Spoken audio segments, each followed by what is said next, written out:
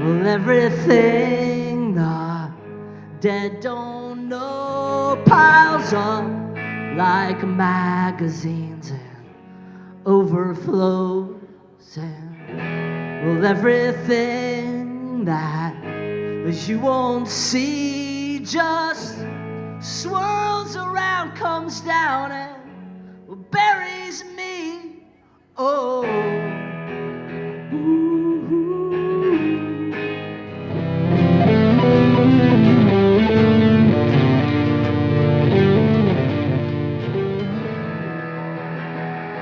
Standing on the corner in the falling snow, arms around each other and a look that says, let's go, don't let go, let go. Let's go, don't let go, let go. What are you doing over there, Mac? I'm changing the battery in my delay pedal. Oh, what is that a carbon copy MXR? It is. I can tell. You can tell from the sparkles. Points for me. Yeah. It's my least favorite delay pedal. Oh, really? But it's also my smallest delay pedal. Oh. So it's the one that I fly with when I'm flying somewhere with trying to fit everything in a suitcase. It does the job. Mm-hmm. But not as well as a couple other ones that I have that are just too clunky to bring along. Yeah. I remember last time I saw someone doing a solo show over here in Musicbox in terms at least foreign artists was Ted Leo, and he was using one of those. Oh, he was. Yeah. See, Ted's preferred delay pedal, which he travels with, is the biggest delay pedal you could bring with you, which is travels with like a tape echo.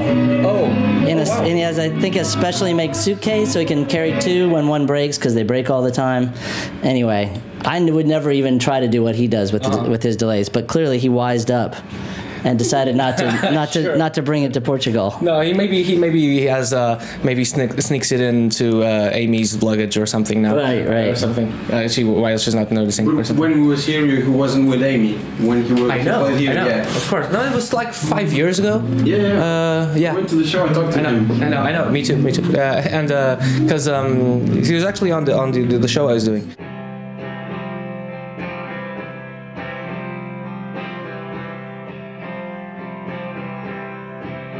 Do you claim to drag your net through deep waters?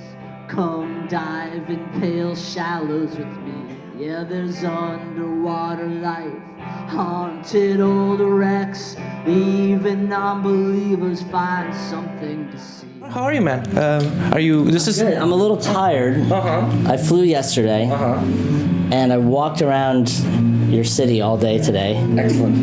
There's a lot of hills in Lisbon. It's much hillier than I really imagined that it would be. Yes. So I would look at something on the map and go like, well, that looks really close. I'll just do that. And then I would get to the bottom of a giant hill and just realize what was in store for me. It's actually not that far, but you have to consider that you're going to Olympus in the meantime. Yeah, exactly. Like just walking uphill, and it's actually very tiresome. But is that? I heard you. Are you hungry now? Because it's almost dinner time, more or less. I hope you're not. You aren't. I'm not terribly hungry. I had kind of a late lunch, and I'm drinking a beer, which is an appetite suppressant, as you know. Exactly. Yes.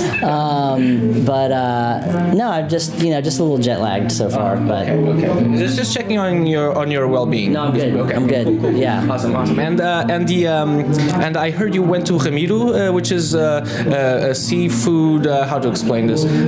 Seafood and beer restaurant to foreign listeners. How did you hear of Ramiro? I had read about it in like listings, but then I saw. Do you know Caitlin Rose, the singer? She's from Nashville. Oh, okay. I follow her on Instagram, and she posted a picture of it when she was here a couple weeks ago, and I was like, that looks like the place I have to go. And then I read some more about it, and so last night I went there, and dining by yourself, I enjoy dining by myself. Sure. But when you go to a place like Ramiro, where you want to try everything, it's difficult because because then you have to eat everything by yourself. And it was, I ate a lot of shellfish last night. Such as? Do you remember? Percebes. Excellent. And something that I don't, canilhas? Canivetes? Canilhas? Canilhas? It's like a spiny snail, like a big sea snail with spines on it. Like a buzio.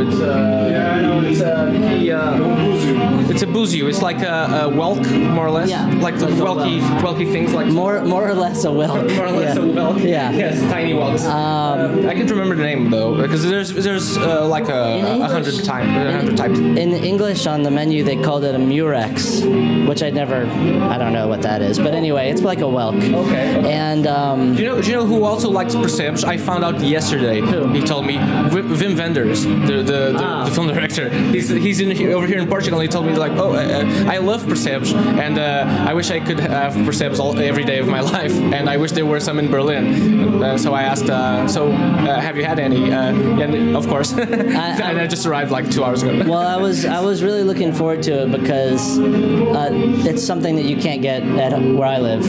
We have a lot of great seafood in North Carolina, but we don't have those.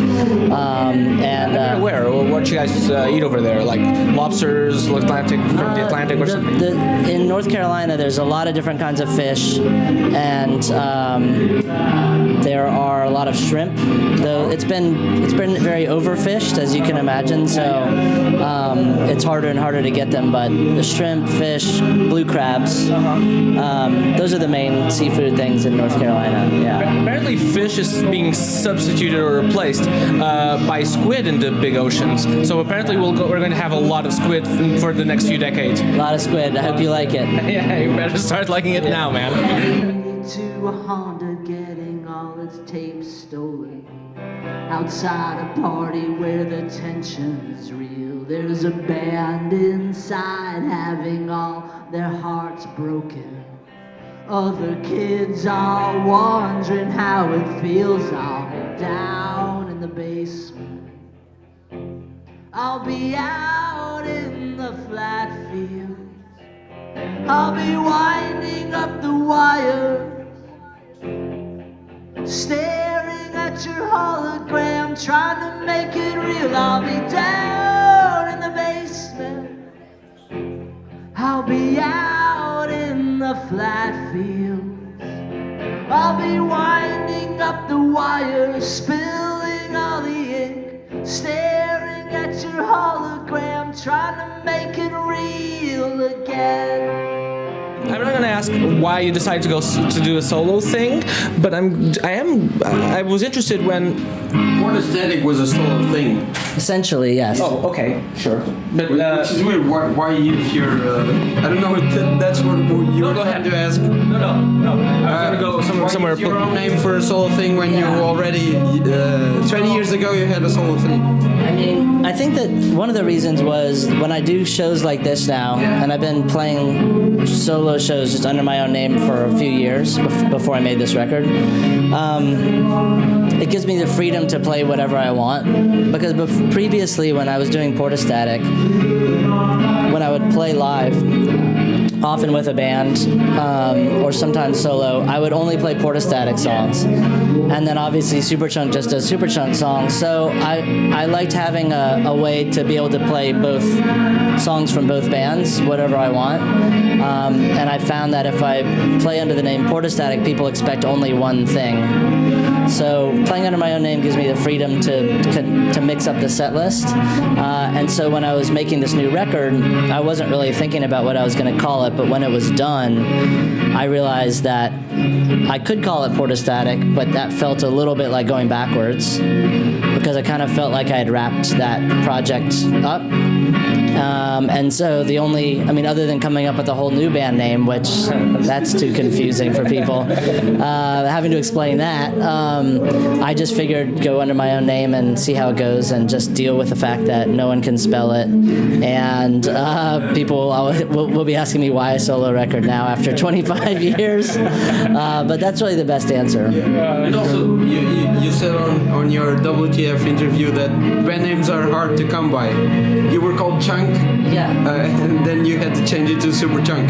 There's really, as you can tell by the poor quality of new band names, look at your listings, look at Pitchfork. Kind of anything goes. Really. It's hard to come up with good band names, and so I've been touring in the States for this record with a band, playing with a band.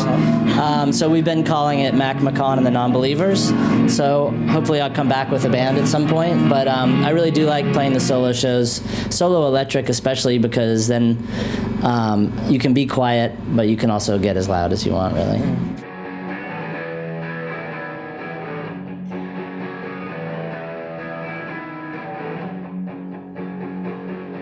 Well, I guess I'm through with people who I say let's call it a wash.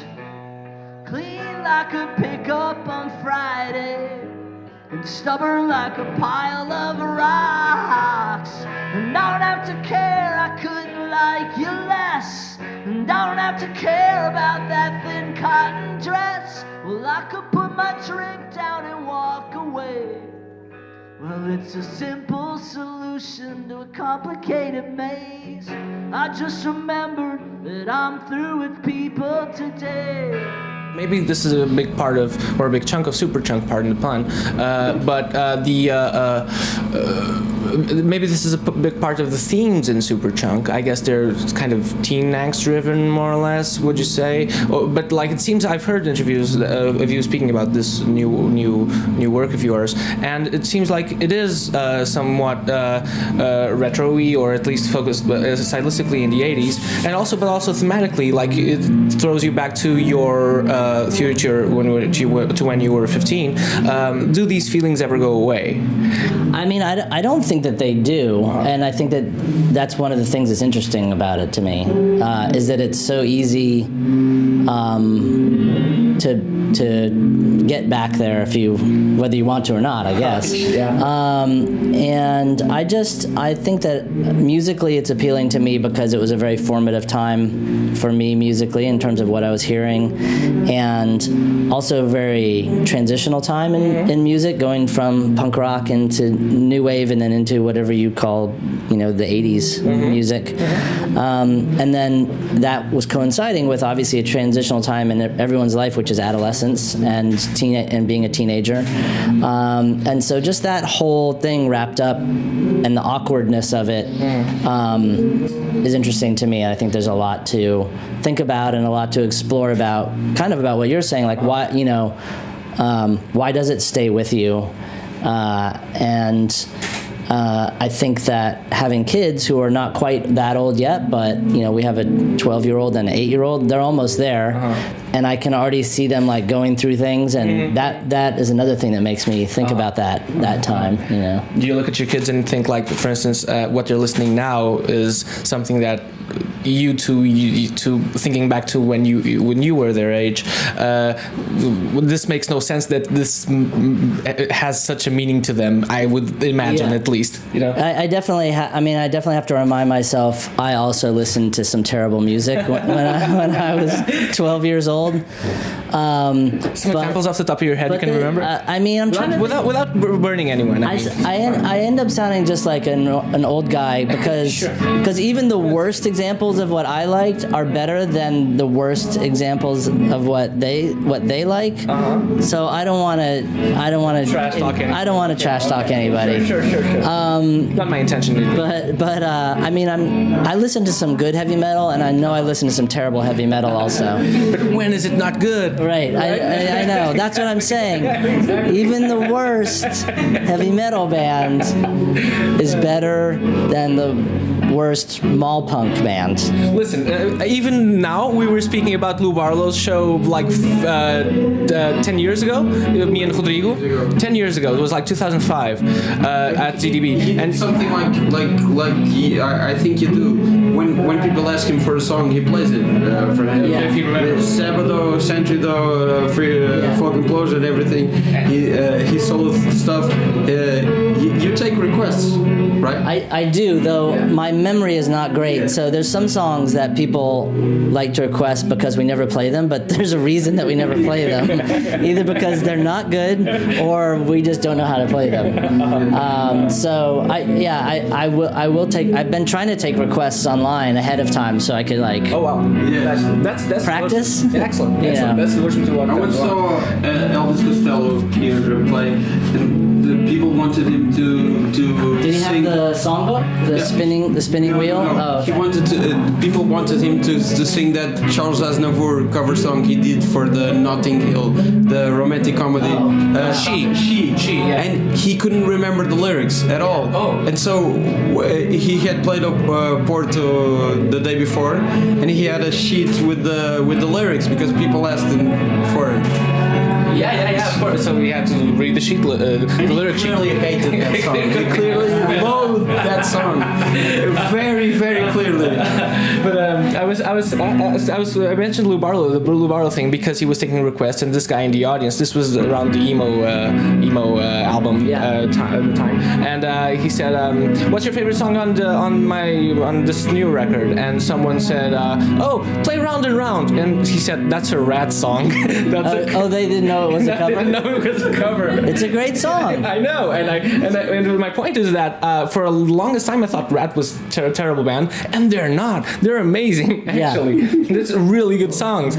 Okay, there's a lot of things that's wrong with Rat, obviously. They have some great songs, though. But they do have some great songs, and One of the things that's wrong about them is that they spell rat with 2 T's. well, yes, and have song titles like "Way Cool Junior," which cannot be, cannot be fathomed, I guess. But you listen to the song and it's amazing. Yeah. Roleplay, alchemy, late nights, lost keys. Roleplay, alchemy, stage fright, high seas. Roleplay, was you and me, late nights, lost keys. Roleplay, alchemy, stage fright, and beautiful to breathe. Oh yeah, beautiful to breathe. Do you feel like these songs do not fit? Couldn't ever fit in Superchunk or Portastatic. I mean, because there's some characteristics that seem similar, but they're obviously very different. But I think that they could have been on a Portastatic record, and a couple of them could be Superchunk songs. But when I was writing them, I knew that it was not going to be a Superchunk record because I knew that everyone was too busy and we weren't going to make a record anytime soon. So when I'm writing songs for Superchunk, I have that in mind. So I think about what the different parts are going to be. I know, when you've been in a band with people for so long, kind of what everyone does well and how everybody plays, and certain kinds of songs lend themselves to that. But since I knew it wasn't going to be that, it allowed me to write a lot of the songs on keyboards and things like that, and just approach it from a totally different direction. And you think that so for instance, one of the few references that I've heard you speaking about what you were listening to back then on other stuff was that, for instance, Cocteau Twins, and it seems pretty apparent on well, it seems to come through somewhat, and not pretty apparent, but it seems to come through somewhat in the sound. So how do you go from listening? For instance, in my mind, it's so perfectly fine that you listen to a lot of different things and then you devote yourself to one thing, and you have your own band and you do what you do. But to some people, it might seem strange that you were listening to like gothy things and then ended up doing Superchunk, which is like seems to be pretty high energy. Yeah, I mean, I think that maybe it was just because we lived in kind of a small town, or in North Carolina.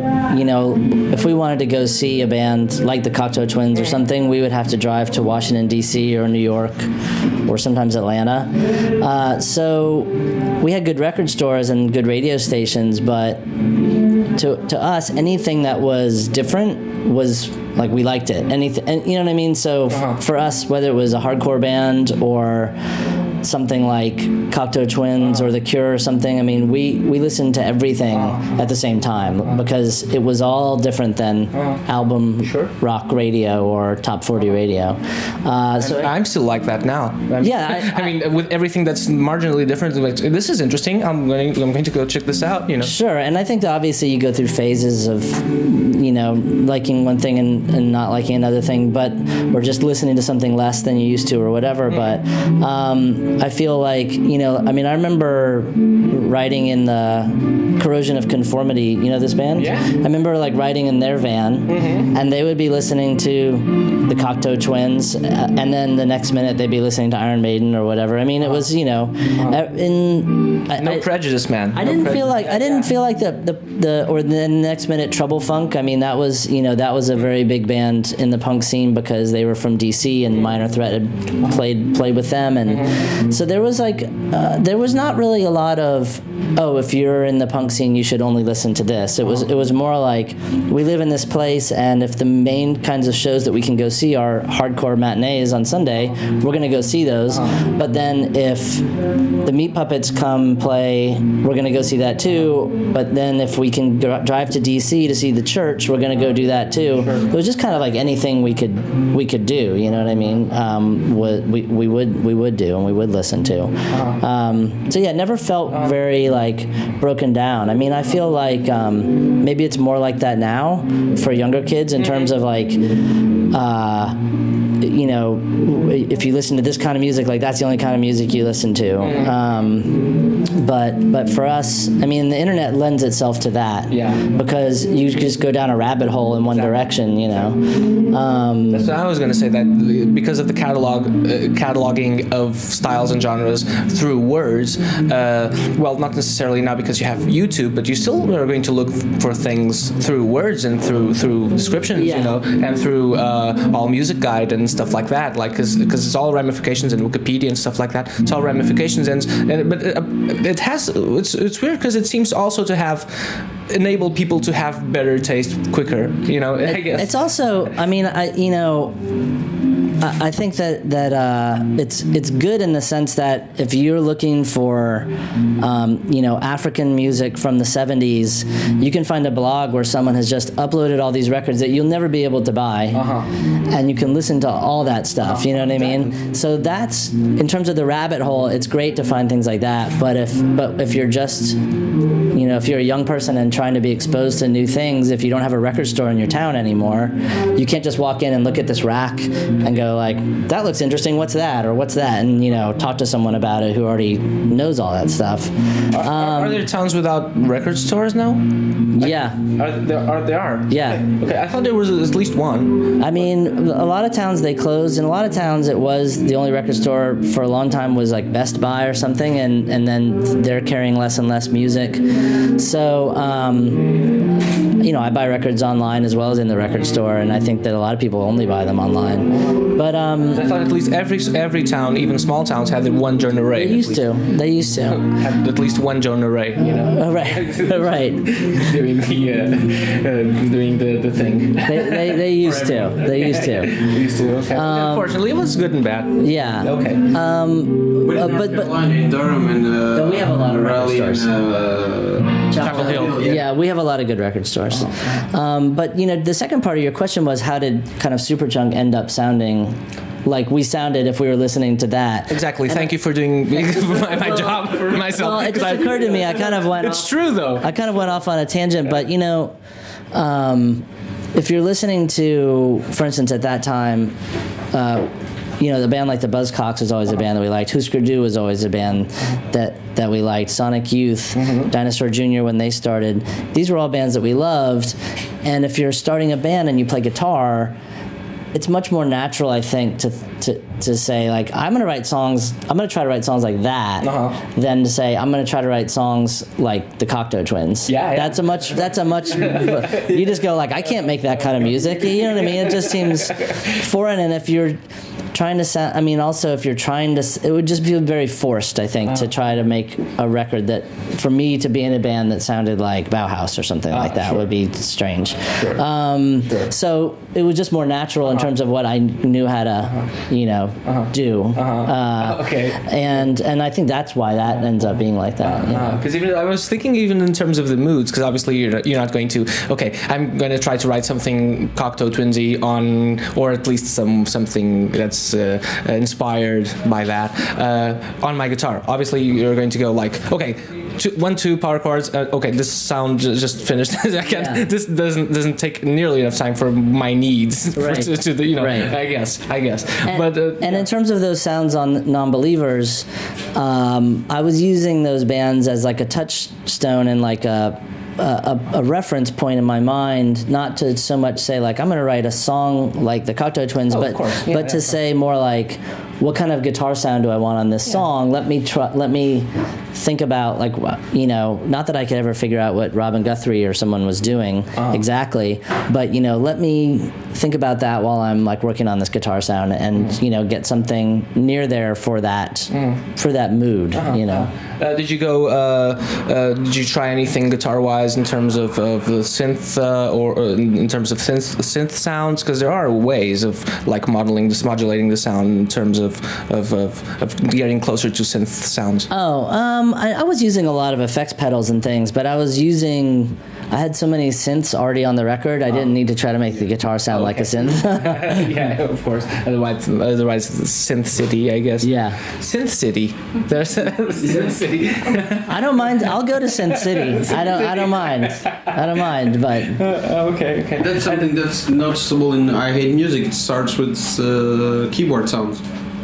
That's guitar sounds. Really? On I Hate Music, yeah. With pedals, it doesn't sound like synth. Yeah. See, I'm glad I brought it up. Yeah. So there you go. I thought it was keyboards. Yeah. That on at the beginning of Overflows, that's guitar. Okay. I think it's guitar like feedback and things like that, and then But I had faith you could not have known, so don't even say meet me again. It is 1 mile high. Meet me again, and I won't flee this time. Meet me again, maybe a year from now. Or meet me again, I think we both remember. I think that Void is possibly my favorite Superchunk song, and it came way later in the career. Like, it's funny that's a really weird thing, because bands and artists aren't supposed to still be good after. Exactly. I was thinking about this the other day. Yeah, it's really weird. And that's one of the best videos. Too, as well. Scott Jacobson, right? Yeah, the guy who writes for Bob's Burgers. Yeah. Scott Jacobson made that, and there's some great. There's some great appearances in there from John Glazer and John Benjamin, and Ted Travelstead. All have great cameos in that video. True. Yeah, it's a fun one. Worcester. And Worcester, of course. Yes.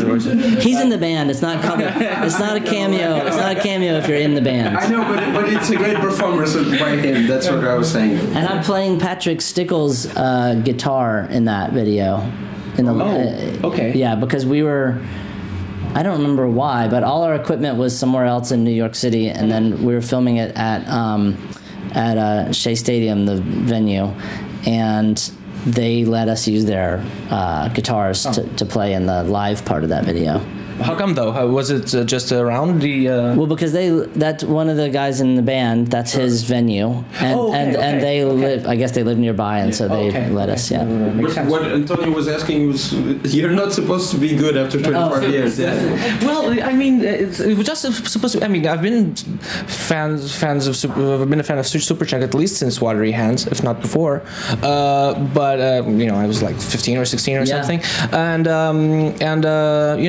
it's striking that to me, I wasn't aware of. I hadn't listened to actually the first time I heard the album was when we went to when I'm not sure if you were there, Rodrigo, but we went to David's a friend of ours who cooks really well, and you were there. I was pretty sure that you were, but one never knows. Something really interesting to Mac. Exactly. But please tell me more about your tell me more about your dinner that night. So we had really molecular food. No, then that was the first time I heard I Hate Music, and I heard Void, and it was amazing. And I said, oh, this is an amazing song right off the bat. Like, this is incredible. And it's funny that it's full of amazing songs. And Rodrigo ended up giving me a I Hate Music T-shirt as a gift.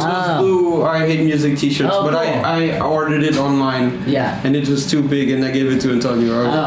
Exactly. You thought he was just being nice. Exactly. No, I told him what happened. It's right near his birthday. Exactly. And it's just an excuse to be nice. Right. Just, I bought it for myself, and it's too big. Blah blah blah. No, he wanted to give the shirt. But I actually interviewed X-Hex, Mary and Laura and Betsy with the Superchunk shirt on. So cool. There's proof. All right, good. And this all ties in. So the food talk of our friend was not without its purpose. Yes. So there you go. The house is all split in two. Well, I'm driving down your street. I'm kinda looking for you. I'm kinda looking for me. The house is all split in two, and the hedges are so neat. On a Wednesday afternoon in the September heat.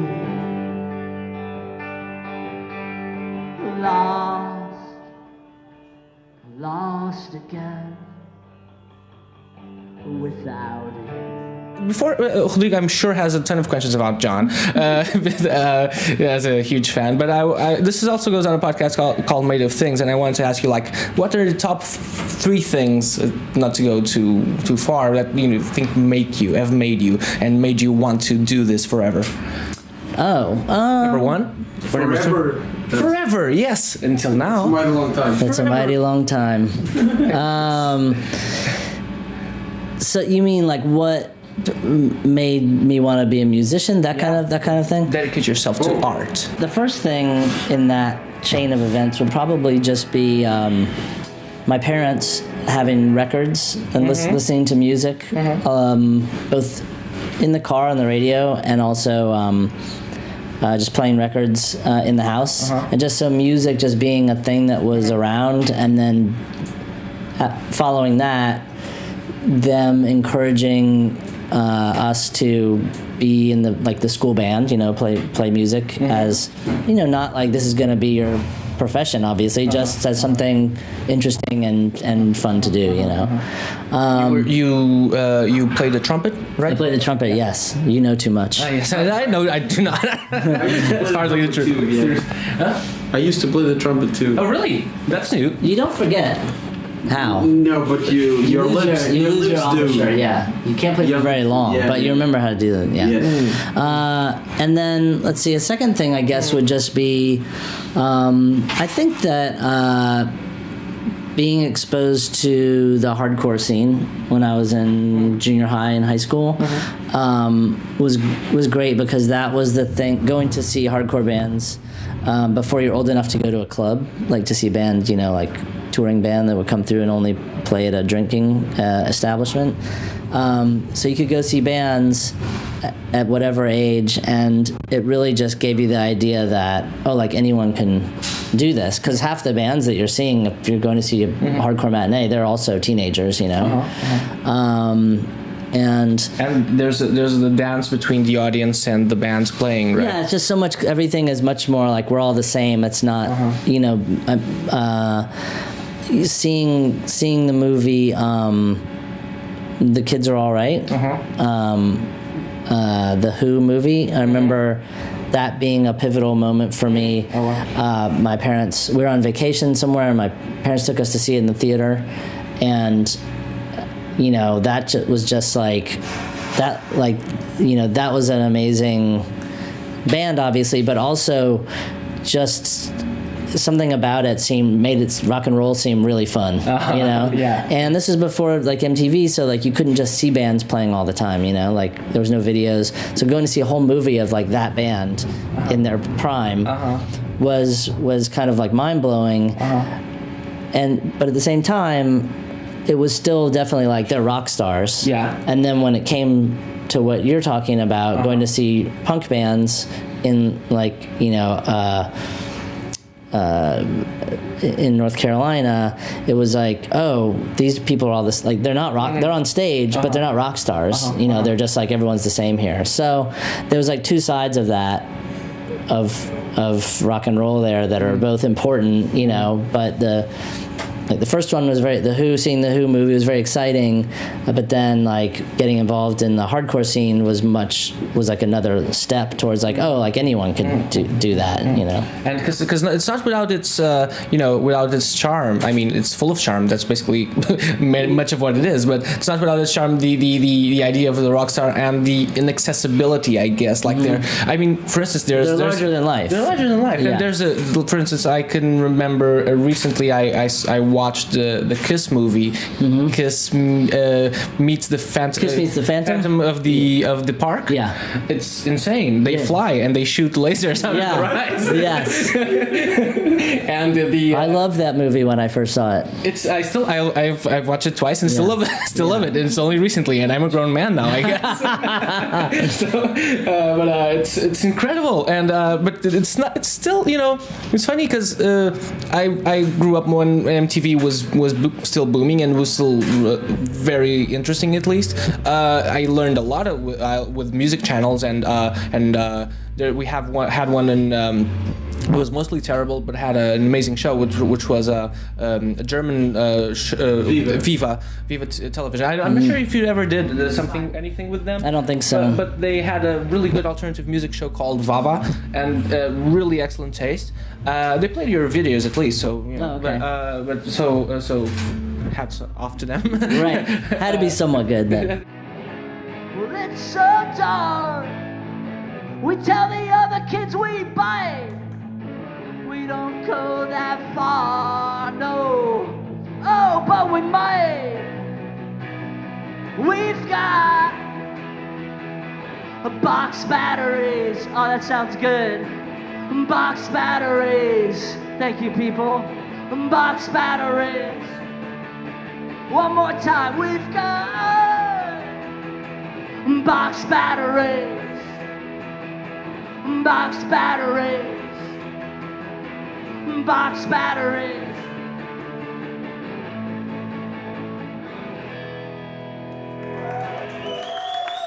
Thank you so much. You're a Kiss fan? I mean, I definitely was growing up, yeah. I know John has a sort of a Kiss obsession. Yeah, I was not obsessed like John currently is.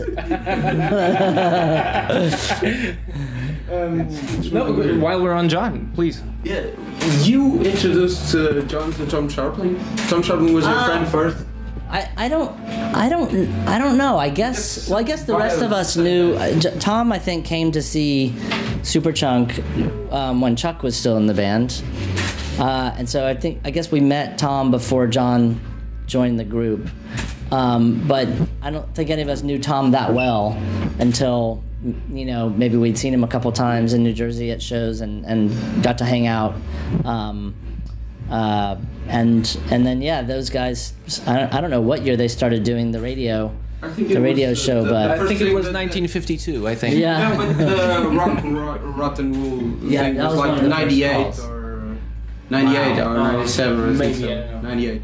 Well, it's funny because it totally made sense to me because one of the things that we listened to in the van, other than music, we would listen to those prank phone call tapes. Mm-hmm. There was the Tube Bar. There was one called Hey Benny. There was one called J&H Productions, and there was all these they weren't all prank phone calls. Some of them were just like phone calls that had been taped, or like voice messages that had been recorded and then made into a tape. But we would listen to that kind of like radio type humor, or like, long form humor like that in the van, to the same routines over and over again, and it was really funny. So when those guys started developing stuff like Rock and Roll is still one of my favorites because minus invented ska. Well, right, because people still didn't know what they were doing, and serious people were calling in and engaging with him. Yeah, that was really awesome.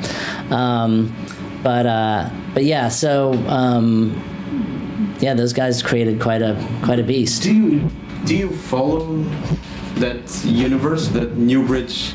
I mean, I've obviously listened to the Best Show, but I don't listen every week like some people I know. I never found myself able to do that. It's such a dense mythology. Yeah, exactly. It's a dense mythology, which I love. And I love learning about it. And my kids are really anxious to learn about it because we got the box set, which I'm excited about, so I can like catch up on all that. But my son is like looking at all those characters drawn on the cover. He's just like, Dad, we have to listen to that. And I'm like, I don't know if he's gonna have the patience for it, but maybe, I don't know. We'll see. You called into the Best Show. I've only ever. I don't know if I've ever called into the Best Show. I've never been asked to call into the Best Show. But you've been on the Best Show. I've been on the Best Show accidentally. Okay. As things are. I'd be too nervous to be on the Best Show because you would have to know so much more than I know about their world. I think Tom wouldn't. You're right. He wouldn't put me in a precarious position. Yeah. I agree. He wouldn't hang up on you as he does to regular people. Hopefully not. Hopefully call him all the time. We played on Terry T's show. Portastatic did, and Superchunk did, the Cherry Blossom Clinic. But no, I don't think I've ever been on the Best Show. It's a hard thing to find 2 hours on a Tuesday night to just listen to a radio show. 3 hours. That's what I'm saying. I can't even find an hour. Yeah. By the time the kids go to bed, I have to just put on some reggae and relax. And some shows have gone as long as 6 hours. Yeah. Paul Tompkins shows are 6 hours. It's insane. I like listening to the Best Show, the podcast version, because I can listen to it whenever when I'm taking a walk or whatever. I've listened to 20 minutes live.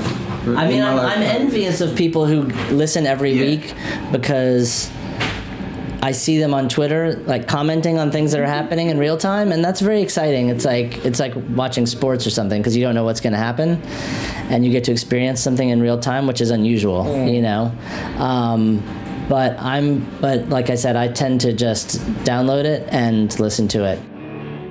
When I woke up this morning, it was raining. Yeah, it was pouring again. Still, I think the birds were singing. I couldn't hear them through the day. I couldn't hear them. Will you send me a picture? Well, so I can remember. Will you send me a picture? Well, so I can.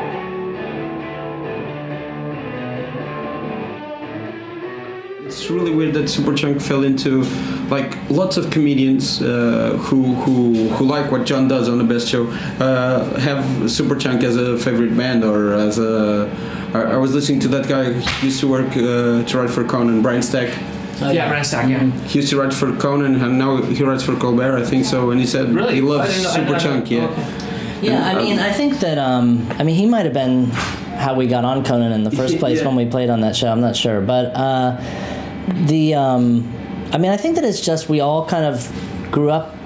We're all similar ages, all the comedians we've been mentioning, and grew up probably liking a lot of the same bands when we were younger,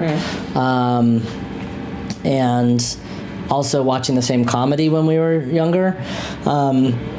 So if you share a lot of the same tastes as someone, it kind of makes sense that then you have something in common and you are fans of each other's work later on, Even if they have terrible personalities. Right. Even if they're horrible people. Exactly. What type of comedy was that you were interested in? I think that it's one reason that I loved and still love listening to the WTF podcasts, because the first few episodes I heard were they were talking about things that were very informative for me, like Saturday Night Live. My parents would let us. My parents were big fans of Saturday Night Live when it first started, and they would let us stay up till Weekend Update. Then we had to go to bed, which is still much later than I let our kids stay up. But you missed the weirdest sketches, the last. Yeah, and it was before VCRs, so we never got to see those. But we could stay up till Weekend Update, and so that was like our first favorite comedy thing. And then Steve Martin, who was a guest on there, and I remember when he would be a guest on Johnny Carson, my parents and a guest host. My parents would just be howling with laughter, and they would let us watch that sometimes. And then then we had the Steve Martin albums on 8-track, so we listened to them in the car. Let's Get Small. Wild and Crazy Guy, and Let's Get Small. Yeah. I remember my parents had to explain the "Let's Get Small" joke. They're like, well, that's a weird conversation. Yeah, they're like, well, it's because he talks about getting stoned in that, and I was like, what does that mean, And they explained it. They said, well, it's like when you're drinking and you get drunk, stoned is the next level after that.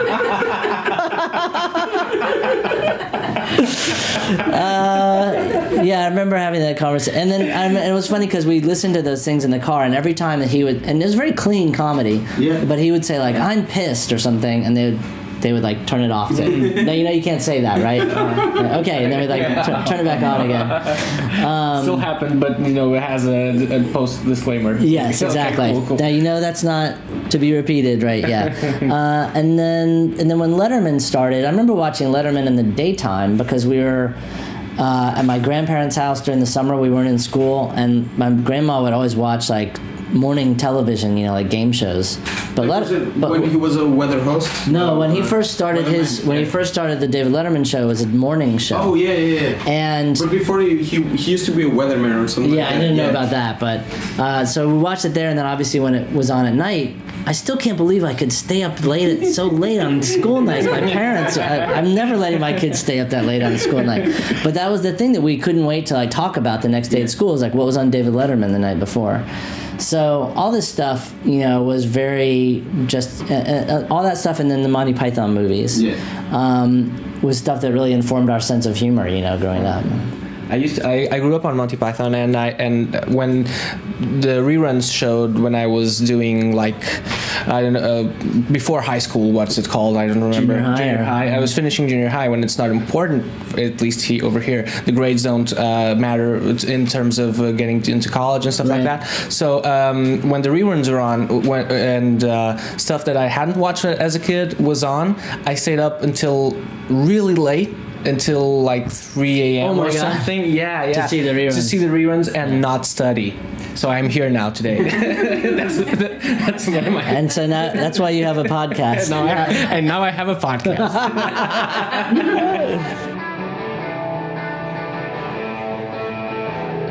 A day like this, we should be out on the road, with the sky so clear and the air so cold. Blankets in the back, bundle up my little urchin. 'Cause we never got the heat working. No, we never got the heat working. And you don't touch me 'cause I've got cross wires. Keep your fingers free from these cross wires.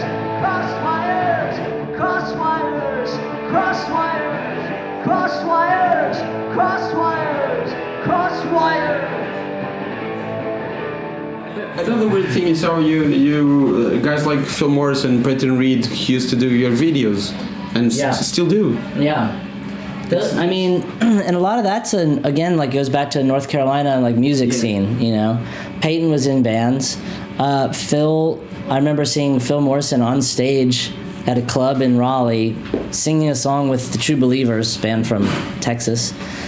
I didn't know who he was, but he was like on stage, like singing like a wild man, singing a cover of New Rose by the Damned, and so all these people were involved in the music scene. And then obviously I met Phil when I was in school in New York, and he was at school, a different college in New York, and he was in film school. And Peyton went to UNC, University of North Carolina, and there was a film and TV program there. And then those guys, you know, they both, it's so interesting to me, they both have such different styles of filmmaking, and even down to their videos and everything. And they're both so great, and they're both so successful. It's awesome. I mean, I don't know if you saw Ant-Man. Yeah. But it's really good. It's really good. And it has that nerdy thing because he puts what's he called, the guy from the first season of for Not Ready for Primetime Players. The first guy who played it. Garrett Morris? No. Garrett Morris, yeah. He was the first guy to play Ant-Man on anything, because there was an SNL sketch like where he played Ant-Man. It's like a superhero part, and he played Ant-Man. So Peyton put Garrett Morris in the movie, and Neil Hamburger's in the movie too. Oh, is he? That was so weird. That was so weird. And I think Tom, I heard the Peyton on the Best Show, and I think Tom Sharpling filmed the cameo, which didn't make it in the final cut. Oh, that's right. Yeah. I haven't watched Ant-Man, and not name drop, but even last night, this kind of ties in still. Even last night I was talking to, because I don't talk to huge directors all the time, but they're over here. But you happen to be talking to Vim vendors, like, just casually. And I was talking to David Gordon Green. Oh, okay. And saying also that North Carolina, I assumed, because I didn't know. Those guys like Danny McBride, Jody Hill, Ben Best. They all met at film school in North Carolina. School of the Arts, right? Yeah. Is that right? I don't think so. I don't know. I think so. I don't know. And so I was saying like, I might interview Mac tomorrow from Superchunk, and he said, they're from Chapel Hill, and I said, sure, that means nothing to me, I guess. I don't know what that means. Yeah. but he said like, cool, they're from North Carolina as I am. So and we were talking about Ant-Man. I'm sorry, because I said, it's great that you've casted Paul Rudd on I don't remember the name of the movie, but recently, like 2 years ago, and now that he's doing Prince Avalanche, exactly, and with Emil Hirsch, exactly, and you guys know way more than I do about all this. It's the remake from of Icelandic movie. Is it? I think so. Yeah. I had no idea. It's like after a storm or something, or a fire in Austin. It's a real small movie, but it's very funny.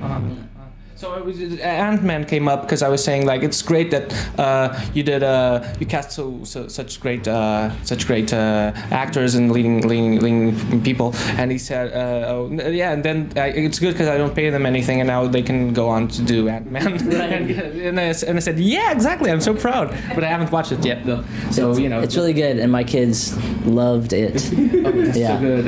And there's a sense of pride because so you have your guys, and and I come from the state and all that. In terms of of comedy, and even when those guys were making videos for us, in the early 90s, they're already doing us a favor, because it's not like we were paying them anything to make our videos. I mean, like, we didn't have any money, and our budgets were always like zero.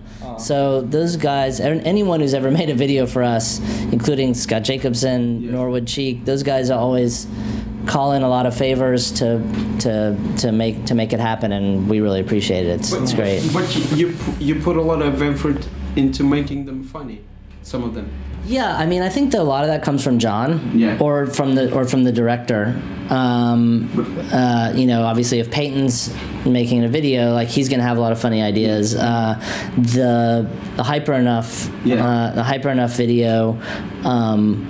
was really, I think, Peyton and John, and probably Norwood, and maybe Joe Ventura also, who's a writer. Those guys were all coming up with a lot of funny ideas. I'm sure we didn't get to do half of them. You know what I mean? Okay. Would you say like John has a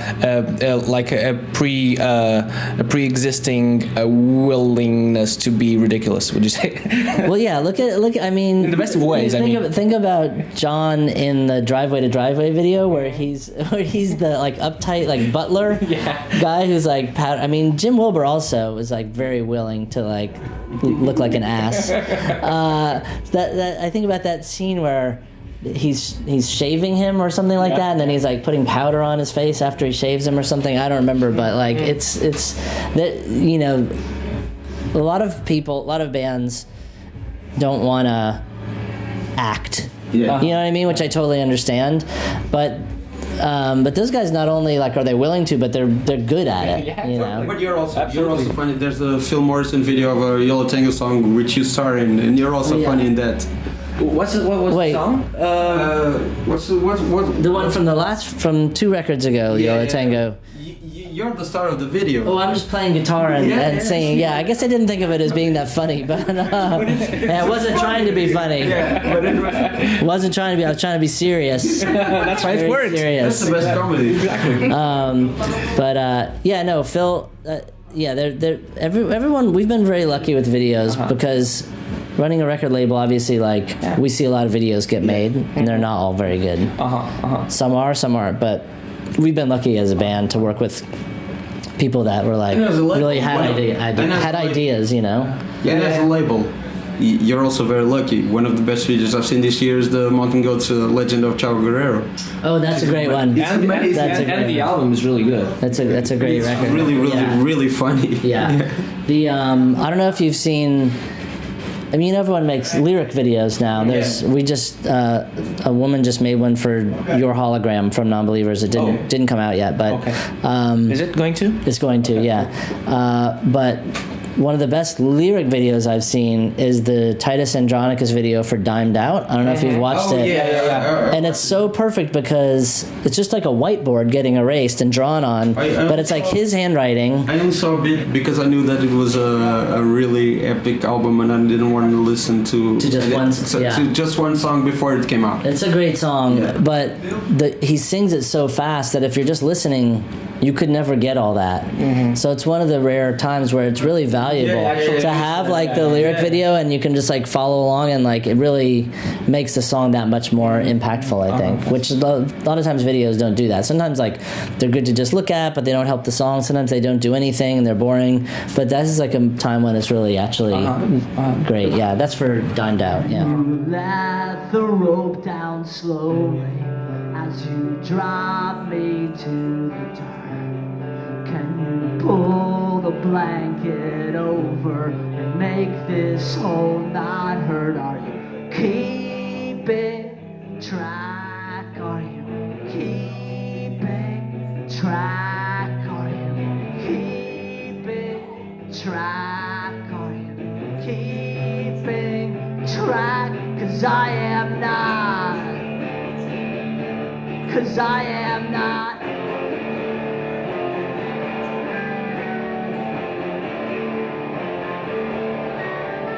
Talking about your relationship with comedy, do you still follow comedy right now?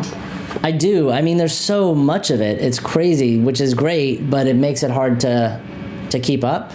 But yeah, I just put on my iPod to travel over here. I haven't listened to it yet, but I put a Maria Bamford record on there that I haven't heard. She's great. Did you see that special where she did in her own living room only her parents? I've seen some of that. I've seen some of that. Yeah, it's so uncomfortable. It's so good. It's so good. It's so personal. So it's really good. But they laugh. It's really weird because some of it is about them. No, I've seen a couple comedy shows. Obviously, like living in New York or Los Angeles, you have much more access to that. Of course.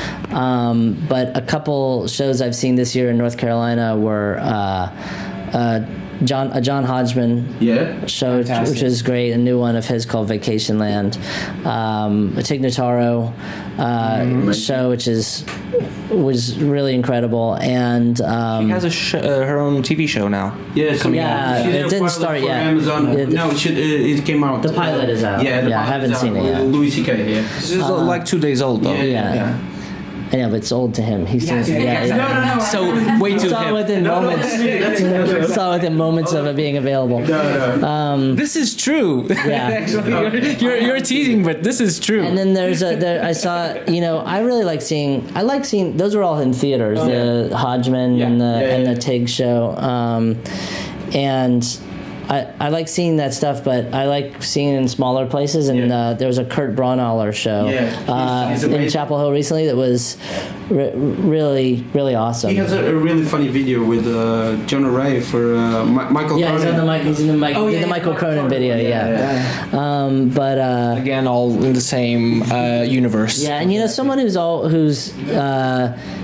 he doesn't direct videos as far as I know. Maybe he has, but who's into music and has actually played with Superchunk on stage was Todd Barry. Oh, really? Who's so fucking funny, and he's not a bad drummer. Yeah, he's still got some skills. He had the thing on Flight of the Conchords. He and Demetri Martin had a duo. There's a storyline on Flight of the Conchords that he and Demetri Martin have a duo, and he plays like the bongos or something like that. Makes sense, yeah.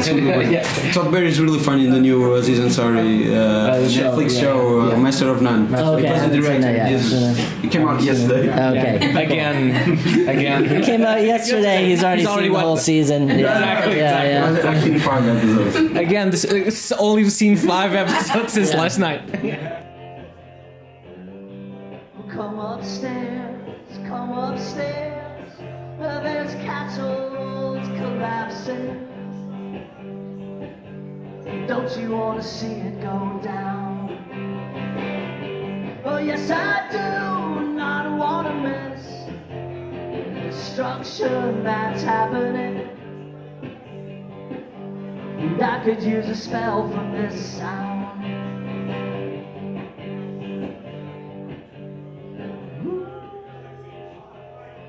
If I make it up there, meet me on the top stair.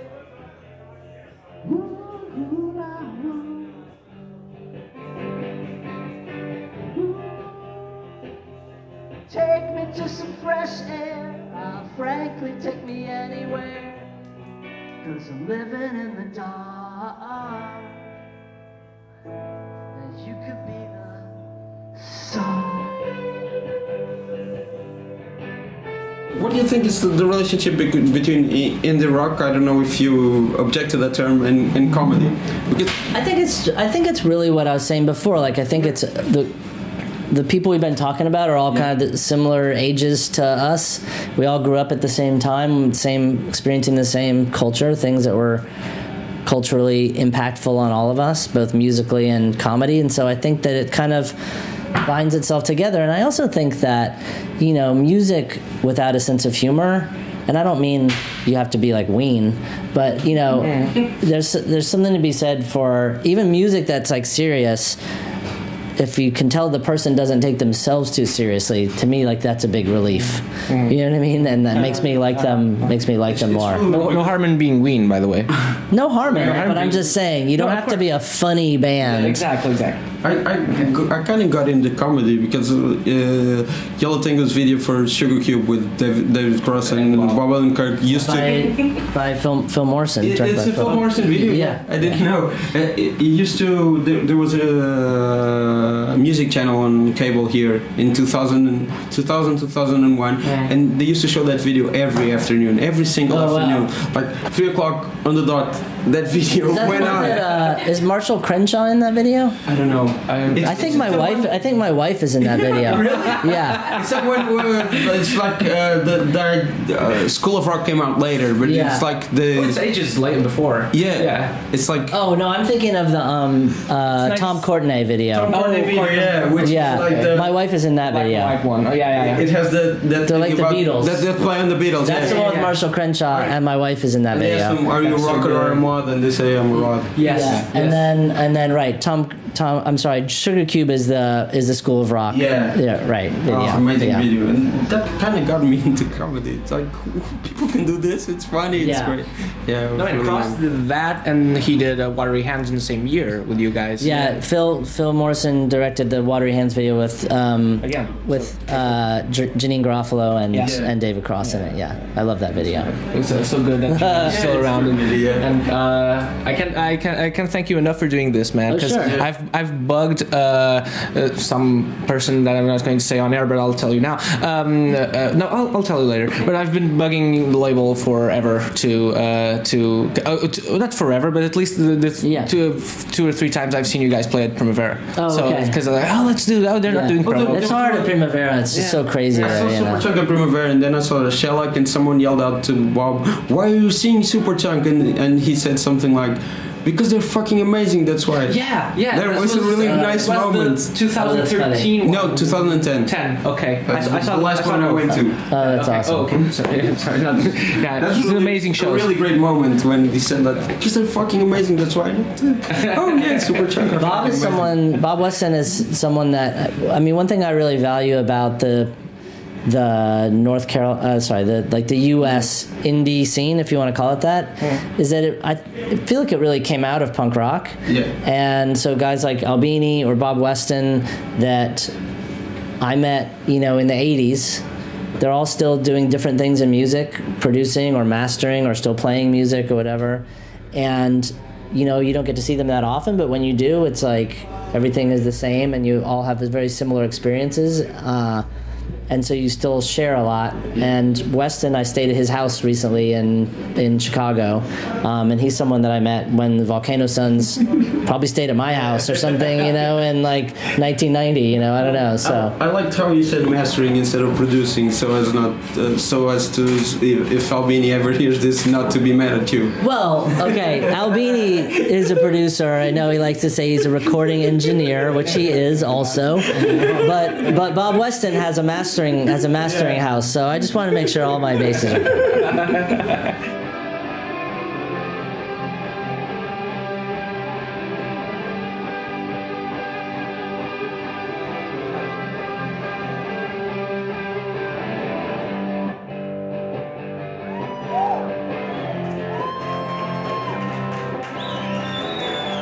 Thanks a lot, everybody. Thanks, Lisbon. Thanks, Musicbox. Thanks, people.